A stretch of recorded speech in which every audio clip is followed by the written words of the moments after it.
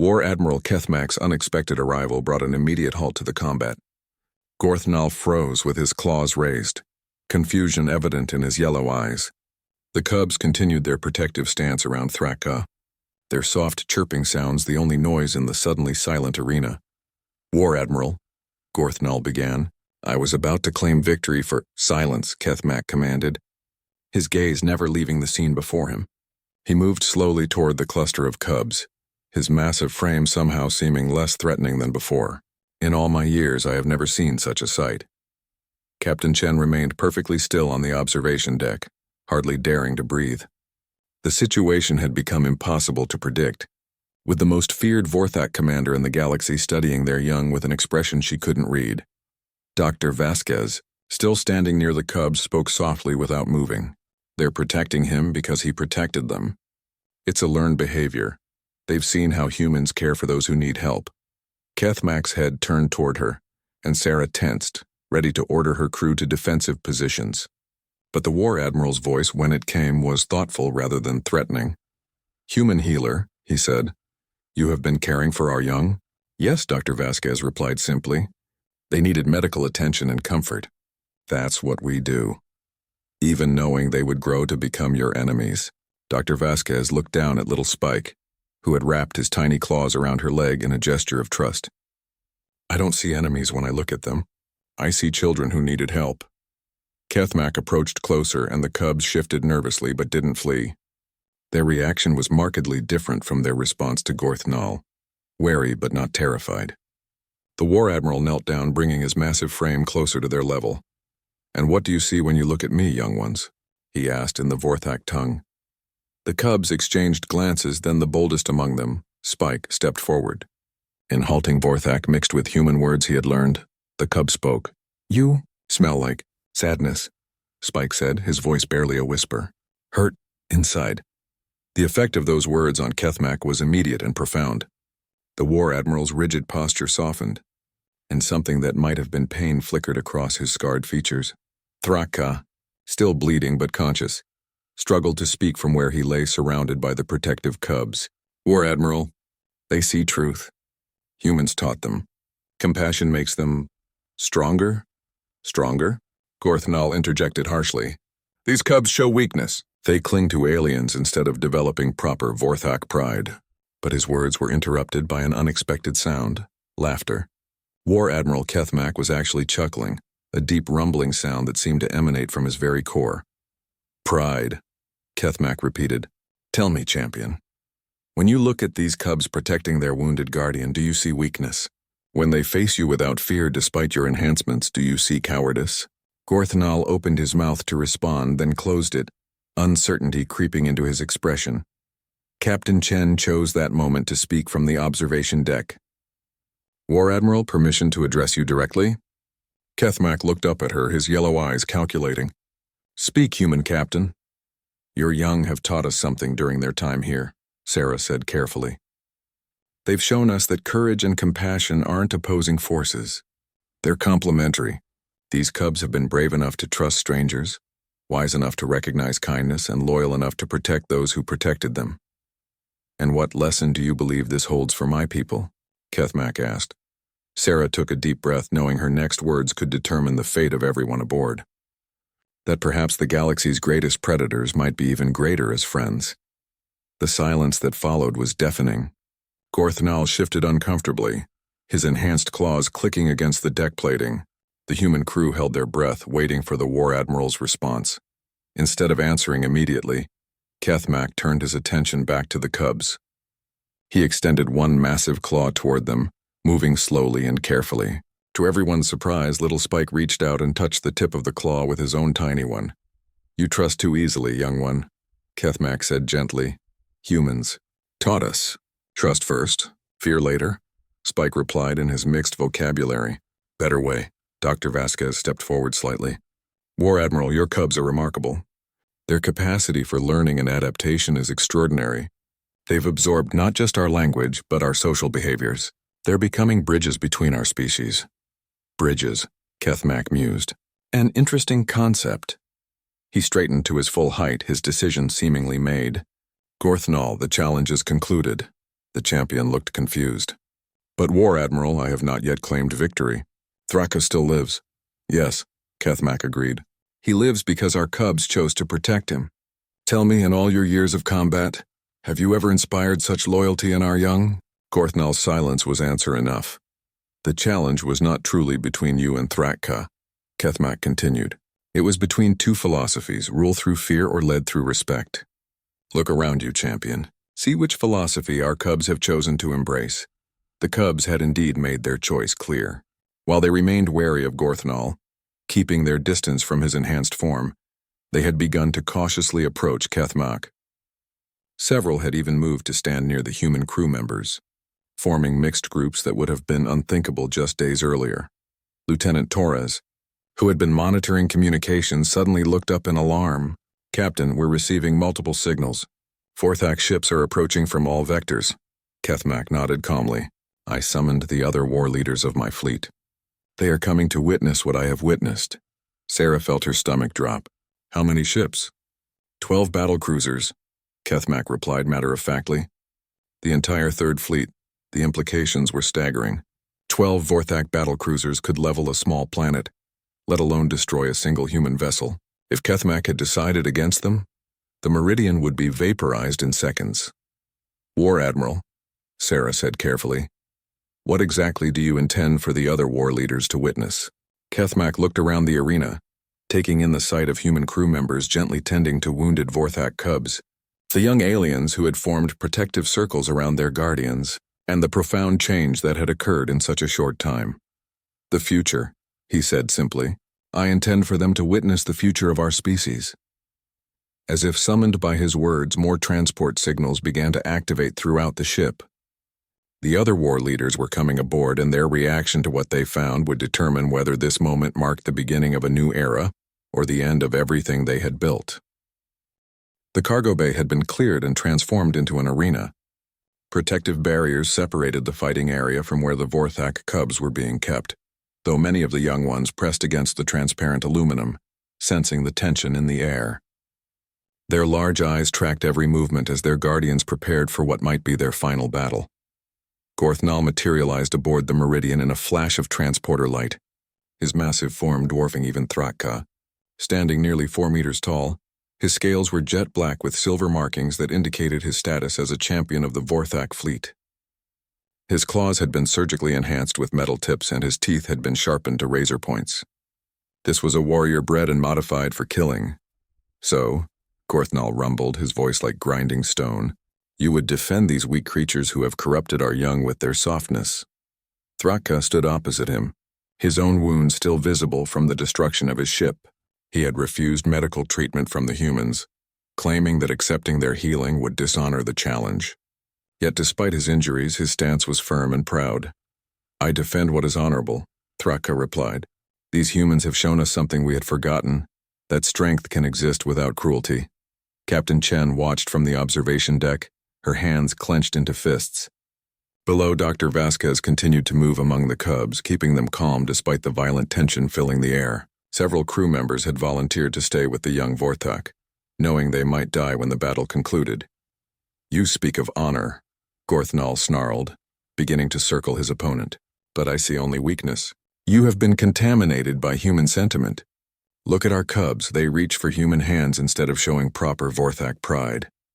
As if to prove his point, little Spike had managed to squeeze one tiny claw through the barrier and was grasping toward Ensign Martinez, who stood guard nearby. The human gently touched the small claw with his finger, causing the cub to emit a soft, contented purr. Yes, Thraka said, watching the interaction. Look at them. When did you last see Vorthak young so peaceful, so trusting? These humans have given our cubs something we never could. Weakness. Gorthnal roared, launching himself forward with lightning speed. The two warriors collided in the center of the arena with a sound like thunder. Gorthnal's enhanced claws raked across Thraka's chest, drawing deep furrows in his scales and sending droplets of dark blood flying. But Thraka was no ordinary opponent. He was a war leader who had survived countless battles through skill and cunning, rather than brute enhancement. As Gorthnal pressed his attack, Thraka gave ground steadily, appearing to weaken under the assault. The champion's confidence grew with each successful strike, his movements becoming more aggressive and less cautious. "You see?" Gorthnal called to the watching humans. "This is Vorthak's strength. Your defender falls before true power." But Captain Chen noticed something others missed. Thraka wasn't just retreating randomly. He was positioning himself carefully, drawing Gorthnal toward a specific section of the arena. More importantly, she saw that several of the Vorthak cubs had begun making distressed sounds, not at the violence but specifically when Gorthnal spoke. Dr. Vasquez confirmed her suspicion with a whispered observation. "The cubs are afraid of him. Look at their body language. They're trying to hide whenever he speaks." It was a telling detail. Vorthak young were naturally drawn to strong protectors, yet these cubs, who had readily accepted human care, recoiled from their own kind's greatest champion. The battle intensified as Gorthnal pressed his advantage. His metal-tipped claws found their mark repeatedly, and Thrakka's movements were becoming noticeably slower. Blood pooled beneath the war leader's feet and his breathing grew labored. "Yield," Gorthnal commanded. "Acknowledge human weakness and die with some honor intact." Instead of yielding, Thrakka did something unexpected.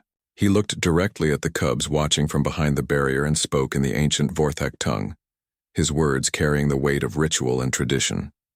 The effect was immediate. Every adult Vorthak in the room straightened in recognition, while the cubs responded with excited chirping sounds. Even through the translation systems, the humans could sense the importance of what had been said. "What did he say?" Captain Chen asked Zekra, who stood nearby. The Vorthak warrior's expression was one of profound shock. "He spoke the oath of the Guardian," Zekra whispered. "It has not been heard in 3 generations. It binds a warrior to protect the young above all else, even at the cost of his own life." Gorthnal had also recognized the words, and his attack faltered for just a moment. That hesitation was all Thraka needed. Moving with sudden, desperate speed, he grappled with his opponent, locking his claws around Gorthnal's enhanced limbs. "You would invoke the old ways?" Gorthnal snarled, struggling against the hold. "I invoke the truth," Thraka replied through gritted teeth. "Look at our young champion. See how they respond to kindness instead of fear. These humans have given them something precious, the knowledge that strength and gentleness can coexist." The 2 warriors strained against each other, neither able to gain a decisive advantage. But gradually something began to change in the arena. The Vorthak cubs, instead of cowering from the violence, began to move closer to the barrier. They weren't watching the fight with bloodlust or excitement. They were watching with concern, particularly for Thrakka. Most remarkably, they began to call out in their young voices, not the harsh roars typical of their species, but softer sounds they had learned from their human caretakers. They were trying to comfort the wounded warrior who fought for them. Dr. Vasquez moved closer to the barrier, speaking gently to the cubs in the soothing tones she used during medical procedures. To everyone's amazement, the young Vorthak began to echo her calming sounds, creating a chorus of peace that seemed to fill the arena. Gorthnal's enhanced strength was beginning to tell, and Thrakka's grip started to slip. The champion's metal claws found their mark once more, opening a deep wound along Thrakka's side. The war leader stumbled, his vision blurring from blood loss, but as he fell to one knee, something extraordinary happened. The barrier containing the cubs suddenly deactivated. Dr. Vasquez had quietly overridden the controls. The young Vorthak didn't flee or attack. Instead, they moved toward their wounded protector, surrounding him with their small bodies, offering what comfort they could. "No," Gorthnal roared, raising his claws for a killing blow. "They are cubs. They must learn that only the strong survive." "They are learning," came a new voice from across the arena. War Admiral Kethmak had transported aboard without announcement, his eyes fixed on the scene before him. "They are learning what true strength looks like." The cubs had formed a protective circle around the wounded Thrakka, their tiny claws extended not in threat, but in a clear gesture of defense. They were protecting their protector, just as the humans had protected them. 3 days into their journey to the nearest station, Dr. Vasquez had transformed the Meridian's cargo bay into an improvised nursery. The Vorthak cubs, once weak and crying, now showed signs of remarkable improvement. Their scales had regained their natural luster, and their eyes were bright and alert. Most surprising of all, they seemed to prefer human contact over that of their own kind. "It's extraordinary," Dr. Vasquez explained to Captain Chen as they watched Ensign Martinez gently feeding one of the smaller cubs. Their species may be predatory, but their young are incredibly social. They're bonding with anyone who shows them care and attention, Thraka observed from the observation deck above, his massive frame rigid with conflicting emotions. The other surviving Vorthak warriors stood beside him, equally troubled by what they were witnessing. Their cubs, the future of their pack, were accepting humans as family. "This is wrong," growled Zekra, Thraka's second in command. "Our young should not trust the soft skins so easily. It makes them weak." "Weak?" Thraka repeated, watching as a human crew member named Johnson patiently taught a cub to operate a simple puzzle toy. The young Vorthak's claws were already sharp enough to slice through flesh, yet Johnson showed no fear. "Look at them, Zekra. When did you last see our cubs so content?" It was true. Even under the best circumstances aboard their own vessels, Vorthak young were often restless and aggressive, competing fiercely with their siblings for attention and resources. Here, surrounded by humans who seemed to have an endless capacity for patience and gentleness, they were calm and curious. Lieutenant Torres approached Captain Chen with a concerned expression. "Ma'am, we're receiving a transmission from Vorthak High Command. They're demanding the immediate return of their stolen property." Sarah's jaw tightened. "Put them through." The main screen flickered to life, revealing the scarred face of War Admiral Keth Mack, one of the most feared Vorthak commanders in the galaxy. His yellow eyes burned with barely contained rage. "Human vessel," he snarled. "You will return our young immediately, or face the consequences. We have 3 battlecruisers en route to your position." "War Admiral," Sarah replied calmly. "We responded to a distress call. Your people's ship was destroyed and we rescued survivors. We're transporting them to the nearest neutral station for repatriation." "Lies," Keth Mack roared. "You have taken our cubs to steal our genetic material, to create weapons against us. This is an act of war." Before Sarah could respond, Thraka's voice cut through the transmission. "War Admiral, this is Thraka of the 73rd. I request permission to speak." Keth Mack's expression shifted to one of surprise and anger. "Thraka, you were reported dead. How do you live when your ship was destroyed?" "The humans saved us," Thraka said simply. "They could have left us to die in the void, but they chose mercy. My young ones live because of their actions, and now they corrupt our cubs with their weakness," Keth Mack spat. "I have seen the surveillance footage from their ship. Our young playing with humans like pets. This is intolerable." Sarah felt a chill run down her spine. If the Vorthak had been monitoring their ship, the situation was more dangerous than she'd realized. 3 Vorthak battlecruisers could easily destroy the Meridian and everyone aboard. "War Admiral," she said carefully, "our only intention is to return your people safely. We have no desire for conflict." "Your intentions matter nothing," Keth Mack replied. "You have seen our young at their most vulnerable. You know their weaknesses. This knowledge cannot be allowed to survive." The implication was clear. The Vorthak intended to destroy the Meridian and everyone aboard to protect their secrets, even if it meant killing their own cubs in the process. Thraka stepped closer to the communication array. "War Admiral, I invoke the right of challenge. The humans have shown honor in their treatment of our young. They deserve the chance to prove their worth." Keth Mack's eyes widened in shock. The right of challenge was an ancient Vorthak tradition, rarely used in modern times. It allowed any warrior to call for single combat to settle disputes, with the victor's decision becoming law for all parties involved. "You would challenge me to protect these humans?" Keth Mack asked incredulously. "I would challenge you to protect what is right," Thraka replied. "These humans have shown us a strength we did not know existed. The strength to show mercy to one's enemies." Down in the cargo bay, the human crew continued their care of the Vorthak young, unaware of the drama playing out above them. Dr. Vasquez noticed that several of the cubs had begun mimicking human gestures, copying the way the crew members moved their hands when they spoke. "They're incredibly intelligent," she observed to her assistant. "I think they're actually trying to learn our language." One of the larger cubs, whom the crew had nicknamed Spike for the pronounced ridge along his back, had indeed been paying close attention to human speech patterns. When Dr. Vasquez approached with his feeding bottle, he looked directly at her and made a sound that was unmistakably an attempt at the word "thank you." The moment was witnessed by several crew members, who exchanged amazed glances. These creatures, supposedly savage predators, were showing gratitude and attempting communication. It was a revelation that challenged everything they thought they knew about the Vorthak. Meanwhile, the standoff continued on the bridge. War Admiral Kethmak had fallen silent, considering Thrakka's challenge. To refuse would be seen as cowardice, but to accept meant potentially losing face if Thrakka proved victorious. The right of challenge is accepted, Kethmak finally declared, but I name a champion. My finest warrior, Gorthnal, will fight in my place. Sarah felt her heart sink.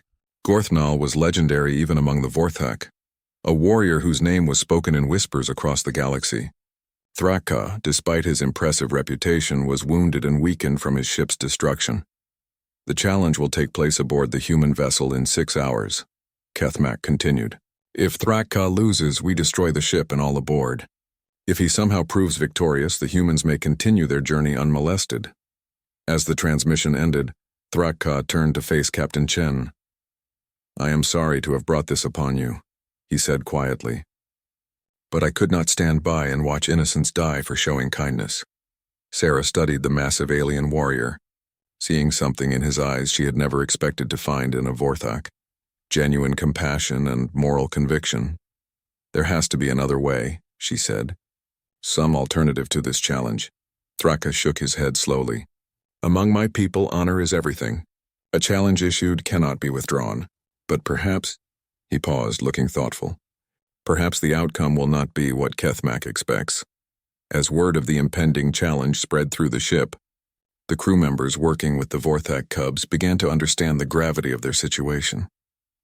In 6 hours, their fate would be decided by a battle between 2 alien warriors, with their lives hanging in the balance. Yet even facing potential destruction, they continued their gentle care of the young Vorthak, proving that human compassion couldn't be extinguished even in the face of death. The emergency signal pierced through the void of space like a scream. Captain Sarah Chen felt her heart skip as the distress beacon appeared on her scanner, broadcasting from a remote asteroid field in the Kepler sector. The message was brief but desperate, transmitted in broken galactic standard from what appeared to be a Vorthak vessel. This is Captain Chen of the human vessel Meridian responding to your distress call. What is your situation? The reply came through crackling with static. Human ship, please. Our young ones dying, ship damaged, no choice. Sarah exchanged glances with her first officer, Lieutenant Torres. The Vorthak were known throughout the galaxy as apex predators, standing nearly 3 meters tall with razor-sharp claws and teeth that could shred steel. Their reputation preceded them as ruthless warriors who showed no mercy to their enemies. Yet here they were, calling for help. Set course for their coordinates, Sarah ordered. Maximum speed. As the Meridian approached the damaged Vorthak vessel, Sarah could see the extent of the destruction. The ship's hull was breached in multiple places, atmosphere bleeding out into space. Through the tactical display, she watched as several smaller pods ejected from the dying ship, each one containing precious cargo. Captain, Torres called out, his voice tight with concern. Those pods, they're heading straight for the asteroid field. The gravitational pull will crush them within minutes. Sarah didn't hesitate. Launch all shuttles. I want those pods recovered now. Ma'am, with respect, we don't know what's in those pods. The Vorthak have never asked for help before. This could be a trap. Sarah studied the deteriorating Vorthak ship on her screen. The vessel was clearly beyond saving, its power core fluctuating wildly. If this was a trap, it was the most elaborate and costly one she'd ever seen. No trap involves sacrificing your own ship and crew, she said firmly. Those are evacuation pods, and whatever's inside is important enough for the Vorthak to risk everything. The next hour was a frantic race against time. Human shuttle pilots, renowned for their precision flying, weaved through the dangerous asteroid field while the pod's shields slowly failed under the crushing gravitational forces. One by one, they brought the pods aboard the Meridian. When the first pod was opened in the cargo bay, Sarah understood why the Vorthak had been so desperate. Inside, wrapped in what appeared to be thermal blankets, were 3 small Vorthak cubs. They couldn't have been more than a few months old, their claws still soft, their fearsome teeth nothing more than tiny nubs. They mewed softly, a sound that seemed impossible coming from members of the galaxy's most feared species. Dr. Elena Vasquez, the ship's chief medical officer, immediately began examining the cubs. They're severely dehydrated and malnourished, she reported. I'm not familiar with Vorthak physiology, but they need immediate care. As the remaining pods were opened, the cargo bay filled with nearly 30 Vorthak young, all in various states of distress. The adult Vorthak, those who had survived the ship's destruction, watched from behind the force field separating them from the humans. Their yellow eyes tracked every movement, ready to strike if their young were threatened. Sarah approached the force field, her hands visible and empty. The largest Vorthak, clearly the pack leader, stepped forward. Even wounded, he was an imposing figure, his dark scales scarred from countless battles. "I am Captain Sarah Chen," she said clearly. "Your young are safe." The Vorthak leader's translator crackled as he spoke. "I am Thrak-Ka, war leader of the 73rd Hunting Pack. Why do you help us, human? We are enemies of your kind." Sarah considered his words carefully. It was true that humans and Vorthak had clashed in the past over territorial disputes and trade routes. The Vorthak saw humans as weak, soft creatures unfit for the harsh realities of space. Humans in turn viewed the Vorthak as brutal savages who solved every problem with violence. "Your young are innocent," Sarah replied simply. "They've done nothing to earn our enmity." Thrakka's eyes narrowed. "You would show mercy to those who will grow to become your enemies?" "I would show mercy to children," Sarah said. "What they become is their choice to make." Dr. Vasquez approached with a medical scanner, moving slowly to avoid startling the watching Vorthak. "Captain, I need to know more about their biology to treat them properly. Without proper nutrition and medical care, some of these cubs might not survive." The tension in the cargo bay was palpable. The adult Vorthak shifted restlessly, their instincts warring between the need to protect their young and their deep distrust of humans. Sarah could see the internal struggle playing out in Thrak-Ka's expression. "You would tend to our young as you would your own?" he asked finally. "Dr. Vasquez is the finest physician I know," Sarah said. "She saved countless lives regardless of species." Thrak-Ka studied the human doctor for a long moment, taking in her gentle movements and the genuine concern in her eyes as she looked at the suffering cubs. Slowly, reluctantly, he began to speak. "Vorthak young require a protein-rich diet every 4 hours," he began, his voice rough with emotion. "Their body temperature must remain between 42 and 45 degrees Celsius. They are vulnerable to changes in atmospheric pressure." Dr. Vasquez nodded, making notes on her tablet. "What about their current condition? How long have they been without proper food?" 3 days, Thrak-Ka admitted, his shame evident. "Our ship's life support began failing after we were attacked by raiders. We managed to escape, but the damage was too severe." As Dr. Vasquez and her medical team began treating the cubs, Sarah noticed something remarkable happening.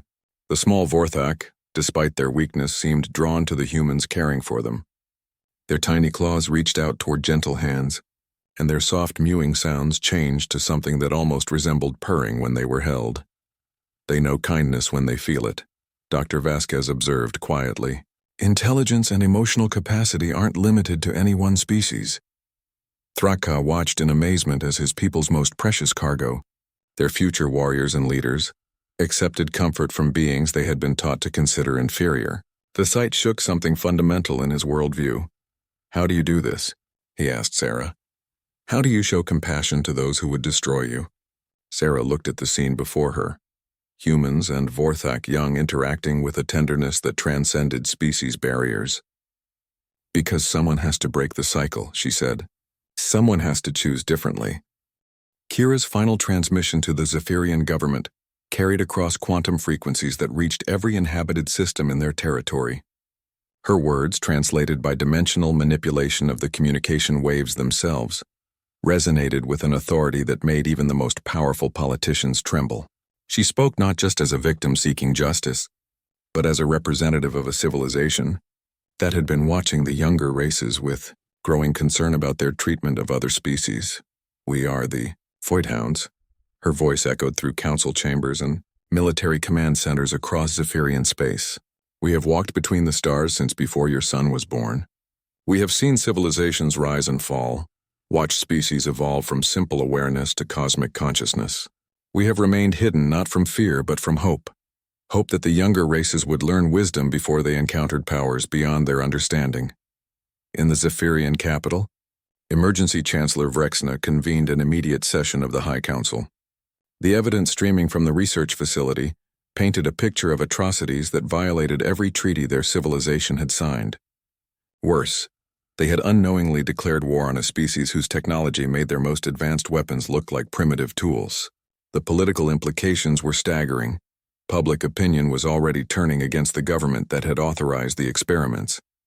The pups, no longer children, but young warriors hardened by their experience, took their positions around their mother as she continued the transmission. Spark's electromagnetic abilities amplified the signal, ensuring it reached even the most remote outposts. Phase manipulated dimensional barriers to broadcast simultaneously across multiple realities, making the message impossible to suppress or deny. Void's gravity manipulation created resonance patterns that embedded the words directly into the quantum structure of space itself, ensuring they would persist long after the transmission ended.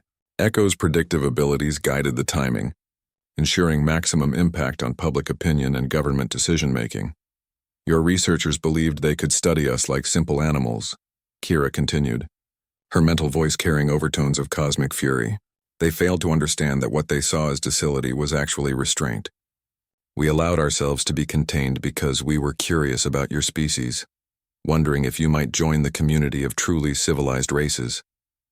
Instead, you proved that you are still driven by the primitive urges that characterize the youngest species: the need to dominate, to exploit, to reduce the unknown to controllable categories. Captain Sixra, monitoring the transmission from the stellar Fang, felt pride surge through the quantum link as her pack sister delivered judgment with the authority of their ancient people. The Voidhounds had protocols for dealing with species that proved themselves unworthy of contact, but they also had provisions for those who might still learn wisdom. The choice of which path the Zephyrians would follow now rested with their response to this moment. Dr. Vexitar and his remaining staff listened to their victims pronounce sentence on their entire civilization, realizing that their actions had consequences far beyond their personal careers. The research they had conducted in pursuit of military advantages had instead brought their people to the attention of entities who viewed them as dangerous children, playing with forces they couldn't comprehend.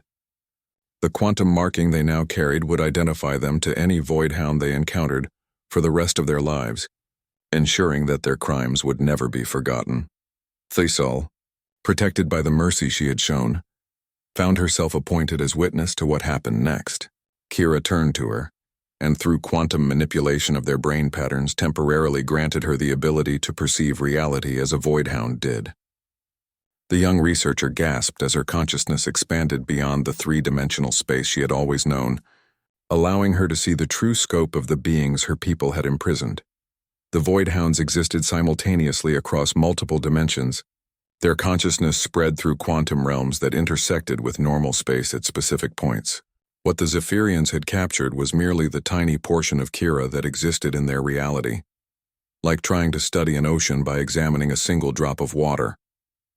The full extent of her being stretched across cosmic distances, connected to a civilization that spanned not just galaxies but entire parallel universes.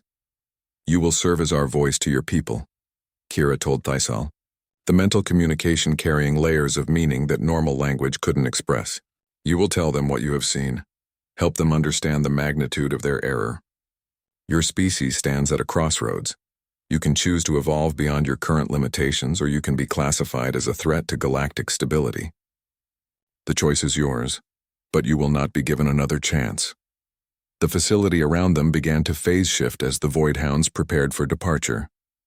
The research station, transformed into a monument to their suffering, would remain as a reminder of what happened when sapient beings were treated as experimental subjects. But more importantly, it would serve as a test of Zephyrian character. Would they preserve it as a lesson about the dangers of unchecked scientific ambition? Or would they try to destroy the evidence of their crimes? Through quantum manipulation of space-time, Kira opened a portal that connected the facility to the stellar Fang. The energy requirements for such a feat were enormous, requiring the coordinated efforts of all 5 Voidhounds to bend reality itself to their will. Dr. Vexitar watched in awe and terror as beings he had considered simple animals casually violated the fundamental laws of physics that governed his understanding of the universe. As Kira and her family prepared to step through the portal, she delivered one final message specifically intended for the Zephyrian leadership. We have watched 12 species destroy themselves by choosing conquest over cooperation, domination over understanding. We will not allow a 13th to threaten the stability of this galaxy. Reform your ways, establish protections for all sapient beings, and prove that you can grow beyond your current limitations. Fail to do so, and face the consequences of being classified as a galactic threat. The portal closed behind them, leaving the research facility in dimensional flux as reality struggled to reassert itself around the space they had occupied. Emergency systems throughout the station worked frantically to restore normal physics, while the remaining staff tried to comprehend what they had witnessed. The beings they had studied for months had revealed themselves to be so far beyond Zephyrian understanding that the comparison was like bacteria attempting to study quantum mechanics. Thyssel found herself alone with the quantum knowledge that Kira had temporarily shared, her mind reeling from the implications of what she had learned. The Void Hounds weren't just another spacefaring species. They were gardeners of reality itself, ancient beings who guided the development of younger races while remaining hidden from their view. The Zephyrians had stumbled into contact with cosmic forces that operated on scales their science couldn't even imagine. Emergency Chancellor. Vrexna's voice crackled through the facility's communication system, demanding updates on the situation and explanations for the impossible sensor readings their ships were reporting. But the real crisis was just beginning, as news of the Void Hound testimony spread throughout Zephyrian space and beyond. Allied species were demanding explanations, while enemies saw opportunity in their exposure and humiliation. The transformation of the research facility was complete, its corridors now serving as a living museum of the consequences of treating sapient beings as experimental subjects. The quantum patterns embedded in its walls would tell the story of Kira and her family to anyone who visited, ensuring that their suffering would not be forgotten. But whether it would serve as a lesson learned or a monument to Zephyrian stubbornness remained to be seen. In the depths of space, the Stellar Fang began its journey home, carrying Kira and her family back to the dimensional realm where their people waited. But their mission was far from over. The Void Hounds now faced the decision of whether the Zephyrians could be guided toward wisdom, or whether they would need to be contained before they could threaten other species. The galaxy held its breath, waiting to see which path the younger race would choose. 6 months after the Void Hound liberation, the galaxy had transformed in ways that few could have predicted. The Zephyrian research incident, as historians would later call it, became the catalyst for a fundamental shift in how spacefaring civilizations treated captured or unknown species. The evidence broadcast by Kira had reached every corner of known space, forcing governments to confront uncomfortable truths about their own xenobiology programs. Thyssel stood before the newly formed Galactic Ethics Committee, her quantum-enhanced memories serving as testimony to the true nature of the beings her people had imprisoned. The temporary expansion of consciousness that Kira had granted her had left permanent changes. She could now perceive dimensional shifts that indicated Void Hound presence, making her uniquely qualified to serve as an intermediary between species. Her account of the facility's transformation had become required reading in xenobiology courses across dozens of worlds. The Zephyrian government, faced with overwhelming evidence of their crimes and the threat of cosmic-level consequences, had undergone the most dramatic political transformation in their recorded history. Emergency Chancellor. Vrexna had dissolved the military research division entirely, establishing new protocols that required consent from any sapient species before contact could be initiated. The scientists responsible for the experiments faced tribunals that would determine their fate, while Dr. Vextar remained in protective custody, as governments across the galaxy demanded his extradition for war crimes. But the most significant change came from an unexpected source. 3 weeks after Kira's testimony, dimensional distortions began appearing throughout Zephyrian space. Not the violent tears in reality that marked Voidhound anger, but gentle ripples that seemed to test their sincerity. The Stellar Fang materialized near their capital world, its crystalline hull reflecting the light of their sun in patterns that spoke of cautious hope rather than impending judgment. Captain Sixera's message to the Zephyrian leadership was brief but momentous. Your response to our sister's testimony has been observed. Your willingness to reform suggests that wisdom may yet bloom in your species. We offer a chance for your people to prove they can grow beyond their current limitations. The offer that followed would reshape the balance of power in the galaxy, the Voidhounds were willing to share limited knowledge with species that demonstrated genuine commitment to ethical treatment of all sapient beings.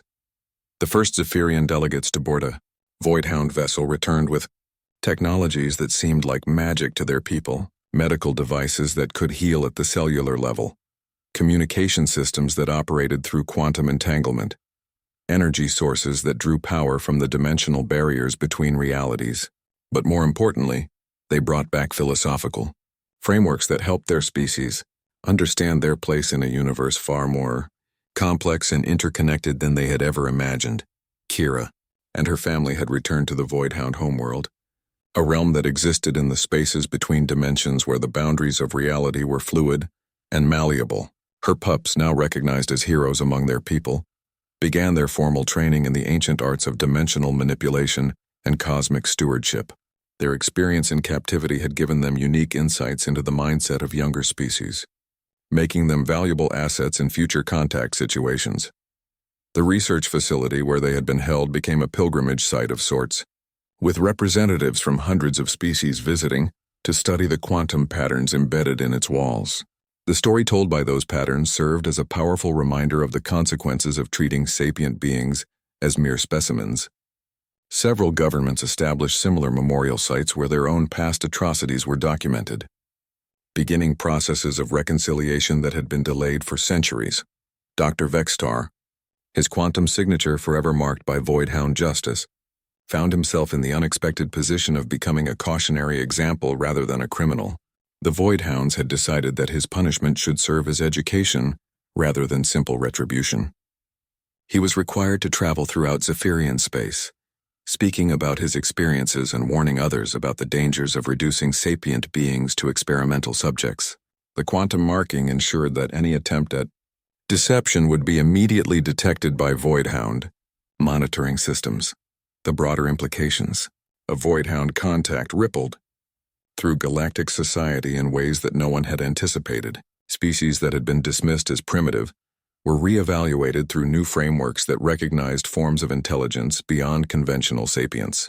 First contact protocols were revolutionized to include safeguards against the kind of assumptions that had led to Kira's imprisonment. Most significantly, the existence of ancient species like the Voidhounds forced younger civilizations to confront their own technological and philosophical limitations.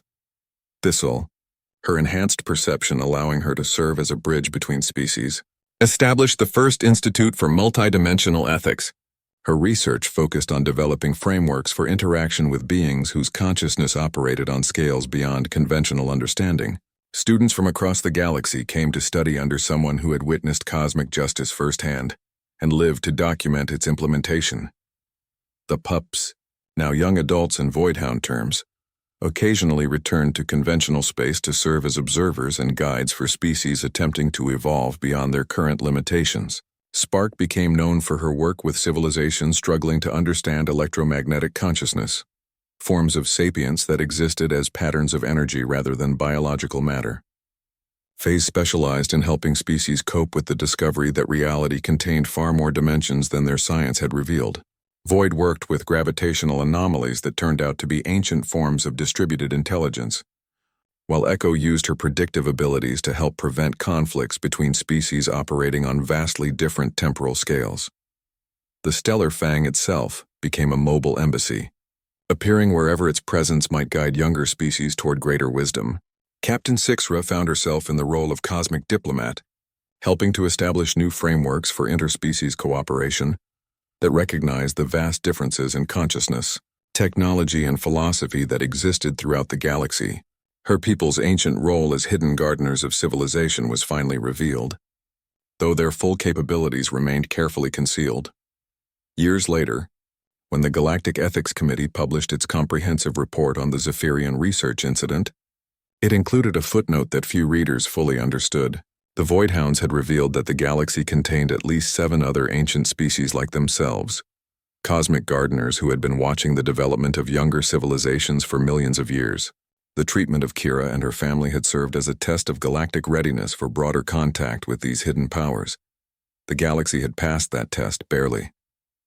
The swift response to reform research protocols, the establishment of new protections for captured beings, and the genuine remorse shown by many species for their past actions had convinced the ancient powers that the younger races might yet develop the wisdom necessary for true cosmic citizenship. But they would be watched closely, and future transgressions would carry consequences that made the Voidhound response look gentle by comparison. In the end, what had begun as a story of captivity and cruelty had transformed into something far greater. An awakening of consciousness that forced an entire galaxy to confront the ethical implications of their actions. Kira and her family had become more than victims seeking justice. They had become catalysts for the evolution of interspecies ethics and the first ambassadors between the ancient powers and the younger races, struggling to find their place in a universe far stranger and more wonderful than they had ever imagined. The fox-like beings who had been treated as simple animals had revealed themselves to be teachers, showing the galaxy that true power lay not in the ability to dominate others, but in the wisdom to guide them toward their own greatest potential. The age of hidden gardeners was ending, and the age of conscious cooperation between all sapient beings was finally beginning.